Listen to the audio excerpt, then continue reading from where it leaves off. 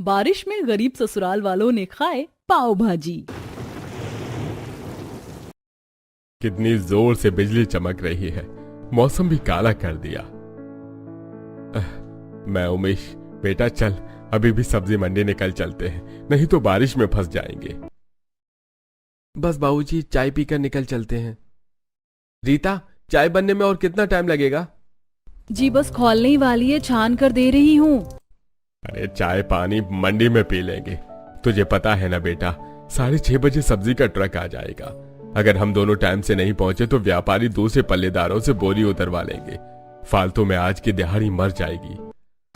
बरसात का मौसम लगने के चलते सुरेंद्र उमेश के आगे बेरोजगारी मुंहबाए हुए खड़ी हुई थी। ऐसे में घर परिवार का गुजारा चलाने के लिए दोनों मंडी में सब्जी की बोरी उतरवाते थे। लाचार भाव से बहू सबको लाल चाय देती है।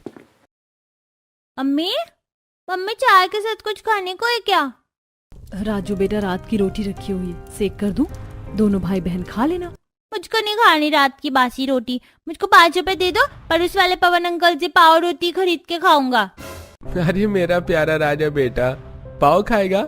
ये ले 5 रुपए। राजू को पाव खाने के लिए 5 रुपए मिलते देख नेहा मुंह फुला लेती है। पापा ने कल भी राजू को पाव खाने के लिए पैसे दिए थे और आज भी दिए। मुझको तो कोई भी प्यार नहीं करता इस घर में। मुझको नहीं मिलनी है चाय मम्मी। पाव खाने के लिए नेहा को रोते देख रीता का कलेजा मचल जाता है।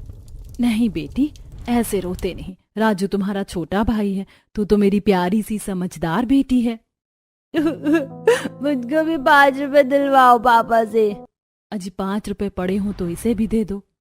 हाँ रुको, देखता हूँ। उमेश अपनी जेब टटोलता है, पर उसमें से एक अठन्नी भी नहीं निकलता। रीता, मेरे पास और पैसे नहीं है, तुम पवन भाई से उधार में पाव दिलवा लाओ, मैं शाम को पैसे कटवा दूंगा। अच्छा ठीक है। चाय पीकर सुरेंद्र उमेश सब्जी मंडी चले जाते हैं। मम्मी जल्दी से चलो, नहीं तो अंकल पाव रोटी बेचने चले जाएंगे। रीता बहू, तू चाय पी ले, देख ठंडी हुई जा रही है। मधु, तू जाकर दोनों को पाव खरीदवा ला। जी माँ। चलो राजू, नेहा। हाँ चलो बुआ। कुछ ही देर में मधु दोनों को लेकर पड़ोस में रहने वाले पवन के यहाँ आती है, जो कि सालों से पाव और ब्रेड बेचने का काम करता है, जहाँ हल्की हल्की बरसात पड़ रही थी। संतोषी, जल्दी से ब्रेड और पाव के सारे पैकेट ले आओ, वैसे ही लेट हो गया है, 7 बजे तक सभी दुकान पर डिलीवरी देनी है। जी आ गई, ये लो 20 पैकेट ब्रेड और 30 पैकेट बंद पाव के। पवन भैया, 2 5 वाली पाव की पैकेट दे दो, ये 5 रुपए से बोनी कर लीजिए, बाकी के 5 रुपए बाद में दे देती हूँ। तभी संतोषी मुंह से कोड़ते हुए कहती है, ये क्या बात हुई, कम से कम सुबह के टाइम तो उधार मत लगाया करो, पूरे दिन भर की बोनी खराब होती है, कभी कभार का उधार चलता है, लेकिन रोज रोज का थोड़ी अच्छा लगता है। समझ रही हूँ संतोषी भाभी, लेकिन उमेश भैया के पास खुला पैसे नहीं थे। अरे कोई बात नहीं मधु बहन, बाद में दे जाना, वैसे भी परिवार जैसी ही बात है। चलो नेहा राजू। उनके जाने के बाद पवन संतोषी के खराब बर्ताव के लिए टोकता है। संतोषी, तुमको क्या जरूरत थी इतना खराब बर्ताव दिखाने की? और बेचारे कौन सा हमसे फ्री में पाव खाते हैं, पैसे में खरीद कर ले जाते हैं। अजी तुम्हारी बात ठीक है, लेकिन मुझे इनका उधार का धंधा ठीक सा नहीं लगता है। अरे 5-10 रुपए की चीज भी उधार लगाने की थोड़ी होती है। खैर, मैंने आज पाव भाजी बनाई है, खा करके जाना। क्या बात है, सुबह सुबह बरसात में गर्मा गर्म पाव भाजी खाकर तो स्वाद आ जाएगा। पाव रोटी ब्रेड के काम में पवन की खूब बिक्री होती थी, जिसे उसकी कमाई भी अच्छी होती थी, इसीलिए वो अच्छा खान पान भी खाते थे। वहीं उनकी तुलना में शांति के घर के हालात इतने गरीबी भरे थे कि 2 टाइम की दाल रोटी का गुजारा भी इन दोनों पर काफी दूभरता से चल रही थी। वहीं सुरेंद्र उमेश मूसलाधार बारिश में भीगे मंडी पहुंचते हैं, जहां सेठ गुस्से में पिनकते हुए, अरे कहाँ रह गए थे तुम दोनों हरामखोर, पता भी है आलू प्याज का ट्रक आए आधे घंटे से ज्यादा हो गया। सेठ, हम तो टाइम से घर से निकल आए थे, मगर बरसात इतनी तगड़ी हो रही थी कि पूरे रोड पर पानी भरा हुआ था, इसलिए देर लग गई। हाँ ठीक है, अब सफाई देकर फालतू का टाइम मत गवाओ, जल्दी से बोरे उतारो। अगर एक भी प्याज बरसात का पानी लग के खराब हुआ ना, तो तुम्ही से भरपाई करूंगा। हाँ सेठ, हम तो खुद गरीब आदमी हैं, परिवार का पेट भरनाने के लिए तो खुद इतनी भारी बोरी ढोकर गुजारा कर रहे हैं, हम भला कहाँ से भरपाई करेंगे। सेठ, तुम चिंता मत करो, हम पहले प्याज के कट्टे उतार देते हैं, प्याज नहीं भीगेगा। दोनों बरसात में भीगते हुए प्याज के कट्टे कंधे पर लाद कर उतारने लगते हैं। सेठ जाकर कुर्सी पर बैठ जाता है। अरे कितनी देर का इस छोटू को पाव भाजी लाने भेजा रखा है, अभी तक आया नहीं हरामखोर। तभी छोटू पाव भाजी पहुंचाने आ गया। ये लो सेठ, गर्मा गर्म पाव भाजी मक्खन मार के। वाह भाई वाह, आज की पाव भाजी में से तो बड़ी अच्छी लजीज खुशबू आ रही है। मेरी तो जीभ लपलपा रही है, मगर आज बड़ा लेट लगा दिया पाव भाजी लाने में। वो आज बारिश के चलते सुबह से दबाकर भीड़ मची थी, इसलिए लेट हो गया। बोनी कर दो, मैं जाऊं फिर। हाँ ये ले, आज की पाव भाजी के 150 रुपए। सेठ बड़े चाव से पाव तोड़कर मक्खन भरी भाजी से लपेट कर खाता है। भाई वाह, आज की पाव भाजी तो बड़ी दमदार लग रही है खाने में। सबसे ज्यादा टेस्टी चटपटी तो भाजी लग रही है। मक्खन टिक्की में तर्त है और पाव भी कुरकुरे हैं। वाह, पाव भाजी की खुशबू सुरेंद्र उमेश की नाक में पड़ती है, जिसे देख अंदर ही अंदर दोनों खाने के लिए ललचा रहे थे। कितनी बढ़िया खुशबू आ रही है पाव भाजी की। थोड़ी आमदनी ज्यादा होती तो मैं भी खा पाता। काश कि पैसे जोड़कर मैं अपने परिवार में कभी पाव भाजी बनवा पाता तो सब लोग खा पाते। अरे क्या वे दोनों आलू प्याज उतारना छोड़ छाड़ कर मेरे पाव भाजी को टक लगी लगा कर भिड़ा कर नजर क्यों मार रहे हो? अरे नहीं नहीं नहीं तो सेठ, मैं क्यों तुम्हारी पाव भाजी को देखने लगा। चल फिर लग काम पर। दोनों लगातार मेहनत से बरसात में भीग भीग कर भारी बोरी उतारते हैं। सेठ, पूरा ट्रक खाली हो गया है, अब दिहाड़ी दे दो। हाँ दे रहा हूँ, सिर पर मत चढ़। ये ले, तुम दोनों बाप बेटे के आज के 100 रुपए। सेठ, प्रति बोरी उतारने के तुम 5 रुपए देते हो। हम दोनों ने 25 कट्टा आलू प्याज उतारा है तो 125 रुपए बनते हैं। 25 रुपए तुम दोनों का लेट आने का कटा है, क्योंकि तुम लेट आए हो। पर सेठ, काम तो हमने पूरा किया है ना। कम से कम एक गरीब मजदूर को उसका पूरा मेहनताना तो दो। और बाकी सब्जी व्यापारी बोरी पल्लेदारों को एक बोरी उतारने के 10 रुपए देते हैं। तुम तो हमें 5 रुपए देते हो, फिर भी हमें राजी खुशी कर रहे हैं। इतनी कंजूसी मत करो सेठ। जितना दिया है चुपचाप रख ले, बाकी ये पन्नी में सब्जी डाल दिया है, लेता जा। दोनों दुखी मन से थोड़े पैसे सब्जी लेकर घर पर आते हैं। मुझको नहीं खानी है बैंगन की बासी सब्जी रोटी, रात को भी यही खाया था। कभी तो कुछ अच्छा सा बना दिया करो। राजू तो भी मत खा, मैं भी नहीं खाऊंगी। संडे के दिन भी बस यही पकाओ रोटी सब्जी बनाते हैं। दोनों चिढ़कर सब्जी रोटी की प्लेट दूर कर देते हैं, जिस पर रीता डांट लगाती है। चुपचाप से खाते हो या लगाऊं थप्पड़? मैं देख रही हूँ कुछ दिन से तुम दोनों के खाने पीने में ज्यादा नखरे हो गए। आखिरी बार पूछ रही हूँ, खाना है कि नहीं? नहीं खाना, नहीं खाना, नहीं खाना। ठीक है, मत खाओ, आज भूखे रहो फिर। माँ जी, मधु, खबरदार जो आप में से किसी ने इन दोनों को खाना दिया तो।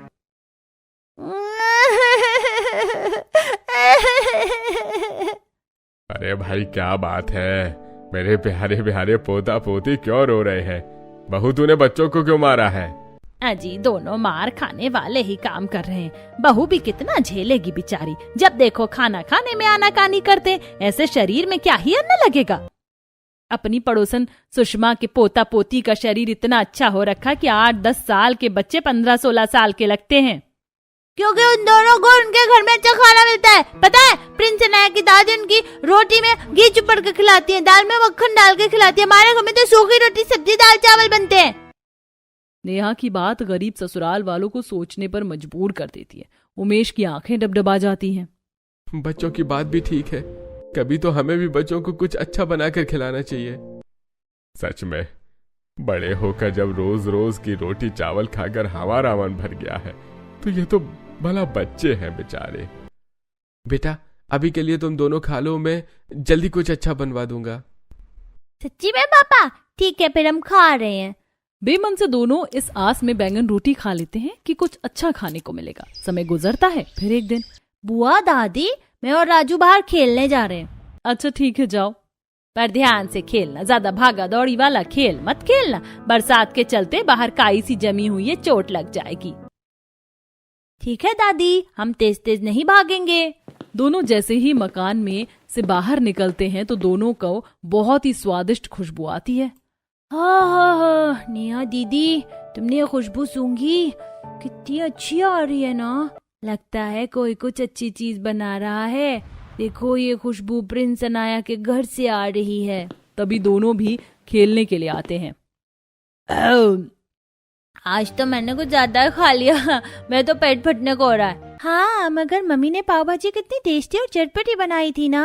पाव भाजी का नाम सुनकर नेहा राजू ललचाते हुए पूछते हैं। पाव भाजी क्या है? कोई खाने की चीज है? ओए बुद्धू, तू ऐसे क्यों पूछ रहा है? तूने कभी पाव भाजी नहीं खाई क्या? अगर मैंने खाई होती तो तुझे थोड़ी ना पूछता। हमारे घर में दाल चावल रोटी सब्जी बनती है। वैसे क्या ये पाव भाजी खाने में अच्छी लगती है? अच्छी नहीं, बहुत अच्छी लगती है। पाव भाजी खाने में मोमोज, चाउमीन, बर्गर, पिज्जा से भी ज्यादा टेस्टी लगती है। मक्खन लपेट कर लजीज पाव और चटपटी भाजी खाकर क्या मजा आता है। मेरे मुंह में तो फिर से पानी आ रहा है। प्रिंस चटकारे लेते हुए दोनों को पाव भाजी के बारे में बताता है, जिससे दोनों के मुंह में पानी आ जाता है। अगर पाव भाजी खाने में इतनी टेस्टी होती है तो हम भी अपनी मम्मी से जरूर बनवा कर खाएंगे। नेहा की इस बात पर अनाया मजाक उड़ाती है। तुम्हें पता भी है पाव भाजी बनाने में कितना महंगा सामान लगता है? तुम्हारी मम्मी तो पहले इतनी मुश्किल से थोड़ी सी दाल और आटा खरीद कर लाती है। तुम रोटी सब्जी खाकर ही गुजारा करो। पाव भाजी खाना तुम्हारी औकात से बाहर है। हमें तुम्हारे साथ नहीं खेलना, क्योंकि तुम जब देखो हमारा मजाक उड़ाती हो। चल राजू। दोनों बच्चे रोते हुए घर के अंदर आ जाते हैं, जहाँ शांति मधु सड़ी सब्जियों में से कुछ अच्छी सब्जियों को छांट कर अलग कर रही थी और बहू कोने में बिठाए रसोई में आटा गूंथ रही थी।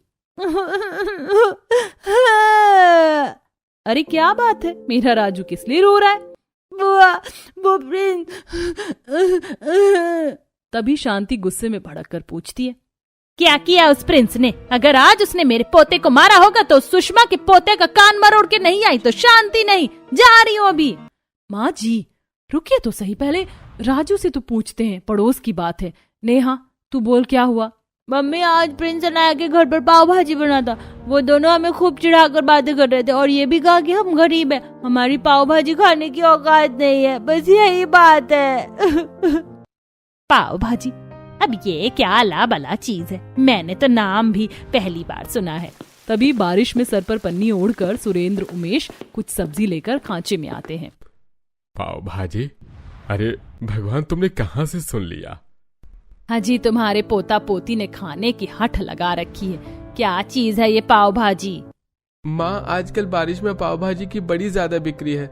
शादी पार्टी में लोग ज्यादा ऑर्डर पर बनवाते हैं। उसी टाइम बरसात में मोहल्ले में पाव भाजी का ठेले वाला भोपू बजाते हुए आवाज लगाता है, पाव भाजी खाओ भैया, खाना है अगर पाव भाजी तो प्रीतम के ठेले पर चले आओ। गर्मा गर्म पाव भाजी की खुशबू सूंघते हुए अड़ोसी पड़ोसी बारिश में खाने के लिए ठेले पर चले आते हैं। दादी, मुझको इस ठेले वाले की पाव भाजी खानी है। इसकी पाव भाजी बहुत ही चटपटी तीखी होती है। पर प्रिंस बेटा, मैंने स्पेशल पाव भाजी बनवाया तो था घर में आज। ये ठेले वाले कोई भी चीज अच्छे से नहीं बनाते और स्वाद में अच्छी नहीं लगती। अमीर सुषमा ऐसा कहते हुए नाक चढ़ा लेती है। तभी पाव भाजी वाला मस्का लगाता है, आंटी जी, पहले मेरी चटपटी पाव भाजी टेस्ट करके तो देखो। स्पेशली बम्बई की पाव भाजी बनाता हूँ। अच्छा तो फिर 2 प्लेट लगा दे मेरे पोता पोती के लिए। ठेले वाला सस्ती मक्खन टिक्की लगाकर फटाफट भाजी गर्म करता और पाव सेक कर देता है। दादी, अंकल की पाव भाजी बहुत टेस्टी है, आप भी खाकर देखो। हाँ सचमुच पाव भाजी बड़ी स्वाद बनाई है। वैसे 2-4 दिन में मेरे पोते का जन्मदिन है, तो ऐसी ही चटपटी पाव भाजी बनाना कि खाने वाले उंगलियां चाटते रह जाए। बाकी चाउमीन बर्गर वाले तो बुक कर रखे हैं मैंने। अरे जी, क्यों नहीं आंटी जी, एकदम बढ़िया स्वाद की पाव भाजी बनाकर खिलाऊंगा। आप शादी पार्टी में मुझको बुक करेंगे फिर।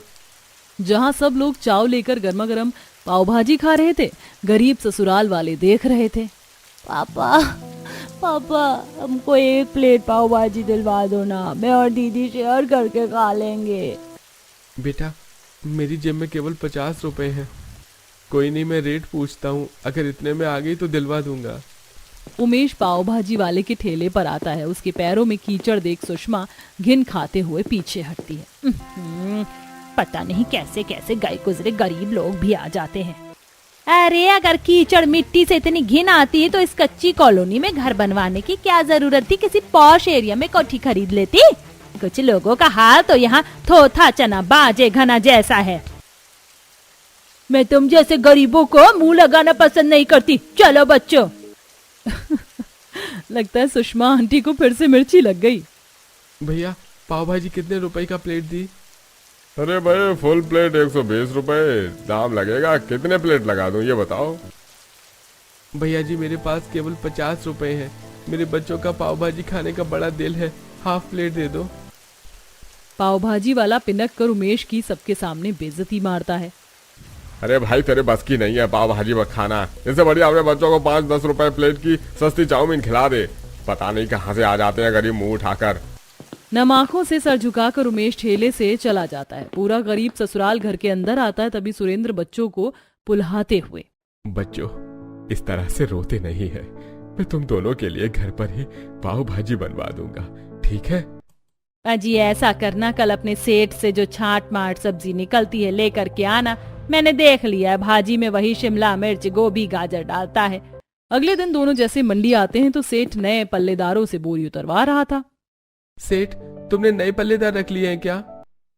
हाँ, क्योंकि ये पल्लेदार तुम दोनों बाप बेटे से ज्यादा चुस्त हैं। अरे काम करने में और राजी खुशी से रोज के 4 रुपए बोरी उतार रहे हैं, तो मुझे तुम्हारी जरूरत नहीं है। सेठ इस तरह से हम गरीब बाप बेटे के पेट पर लात मत मारो। अरे बरसात का मौसम है, हम कैसे परिवार का पेट पालेंगे? हमारा गरीब परिवार तो भूखा मर जाएगा। सेठ मत निकालो। हाँ तो मर जाने दो भूखा। मुझे भैया अपना फायदा देखना है, समझे? नमाकों से दोनों निराश होकर बरसात में भीगते हुए घर आते हैं, जहां पड़ोसन सुषमा के पोते की बर्थडे पार्टी चल रही थी। हलवाई आंगन में पंडाल लगाकर चाउमीन मोमोज पाव भाजी बना रहे थे। वहीं दूसरी तरफ गरीब ससुराल वालों के घर का चूल्हा भी नहीं जला था।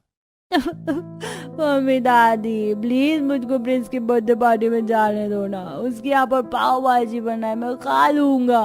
पोते को पाव भाजी खाने के लिए ललकते देखकर शांति का कलेजा निकल आता है। हे भगवान, हमारी तो सारी जिंदगी गरीबी देखते देखते कट गई। बेचारे मेरे पोते को पाव भाजी भी नहीं खिला सकते हम। दोनों खाली हाथ खांचे के अंदर आते हैं और काम छूटने की बात बताते हैं। आज की रात पूरे परिवार की भूख सोकर कटती है। अगले दिन बच्चों को भूख से मचलते देख रीता संतोषी के पास डबडबाई आंखों से कटोरा लेके आती है। भाभी मुझे थोड़ा आटा दे दो, मेरे पति और ससुर का काम छूट गया। घर में खाने को एक करने का दाना नहीं है, बच्चे तड़प रहे हैं। रीता के परिवार को इतनी गरीबी के हद से गुजरते देख संतोषी का भी दिल भर आता है। वो आटे के साथ कुछ सब्जी भी ला कर देती। ये लो बहन, इससे खाना बना लेना। रीता बहन, अगर उमेश भाई अभी खाली बैठे हैं तो इसे अच्छा दुकान पर पाव ब्रेड पहुंचने का काम दिलवा देता हूँ। रोज के 100-200 रुपए मिल जाया करेंगे। खाली बैठकर क्या फायदा, कम से कम घर का खर्चा तो निकलेगा। जी भैया, मैं जाकर उन्हें कहती हूँ। अब पवन उमेश की कुछ दुकान पर बात करवा देता है, जिससे वो बरसात में सुबह सुबह पाव ब्रेड पहुंचाने का काम करता है। अब 10-15 दिन गुजर जाते हैं। बेटा तूने इतनी तगड़ी बरसात के मौसम में भी सुबह टाइम से ब्रेड पाव की डिलीवरी दी है। इससे मेरी भी बिक्री अच्छी हुई है, इसलिए तेरी 15 दिन की 3000 रुपए पगार ली। और ये कुछ पाव के पैकेट ले जा मेरी तरफ से तेरे लिए। बहुत बहुत शुक्रिया अंकल। उमेश दुकानदार के दिए पाव की पॉलिथिन को साइकिल के हैंडल में टांगता है और सबसे पहले बाजार से शिमला मिर्च, गोभी, गाजर, पनीर, मसाले, अमूल, बटर टिक्की सब कुछ लेकर घर आता है, जहां दोनों बच्चे खुश हो गए। देख देख राजू भाई, लगता है आज हमारे घर में पाव भाजी बनेगी। पापा कितनी सारी सब्जी और पाव भी लेके आए हैं। हाँ मेरे प्यारे बच्चों, आज हम सब पाव भाजी जरूर खाएंगे। रीता सबके लिए बढ़िया सी पाव भाजी बना दो। खुशी भरे दिल से रीता सामान लेकर पाव भाजी बनाने में जुट जाती है, जिसमें सास ननद भी मदद करती हैं। सास सब्जी काटती और बहू मसाले पीसती और कुछ ही देर में स्वादिष्ट गर्मा गर्म पाव भाजी बनाकर बहू मौसम की बारिश में सबको परोस कर खिलाती है। सबकी आंखों में खुशी के आंसू थे। क्या बात है बच्चों, पापा जी मम्मी जी आप सब लोग रो क्यों रहे हैं? भाजी में मिर्च ज्यादा डल गई है क्या? नहीं बहू, इस गरीबी में रूखा सूखा खाने के अलावा आज पहली बार इतनी स्वादिष्ट पाव भाजी खाई है, दिल खुश हो गया। हाँ मम्मी, तुमने बहुत लजीज पाव भाजी बनाया है। सच में रीता, तुमने बहुत चटपटी पाव भाजी बनाई है। मैं तो उंगलियां चाट गया। अगर इतनी दमदार पाव भाजी ग्राहकों को खाने को मिल जाए तो उनके तो मुंह चढ़ जाए स्वाद। मैं तो कहता हूँ तुम पाव भाजी बनाकर बेचो, बाकी मैं तुमको मंडी से ताजी सब्जी और पाव दे दूंगा। उमेश की राय पर राजी होकर रीता घर के बाहर ही बारिश में चटपटी पाव भाजी का ठेला लगाती है, जो कि थोड़े ही टाइम में खूब चल जाता है और मोहल्ले के अधिकतर लोग सुबह गरीब बहू के पाव भाजी से ही नाश्ता पानी करते हैं। वहीं बहू को भी पाव भाजी बेचकर अच्छी आमदनी होती है।